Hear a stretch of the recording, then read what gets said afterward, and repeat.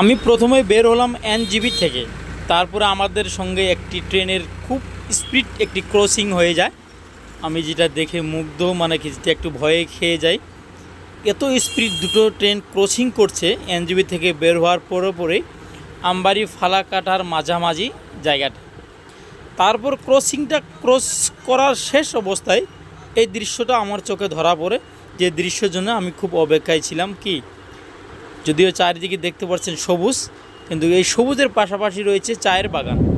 এটার জন্যই আমি অপেক্ষায় ছিলাম, এই চায়ের বাগান দেখার জন্যই আমি এনজিবি থেকে আমবাড়ি ফালাকাটা রাস্তার মাঝামাঝি খুব ধ্যান করে চলছিলাম, বা বাইরে নজর দিয়ে চলছিলাম কখন দেখা পাবো এত সুন্দর সুন্দর চায়ের বাগানগুলো।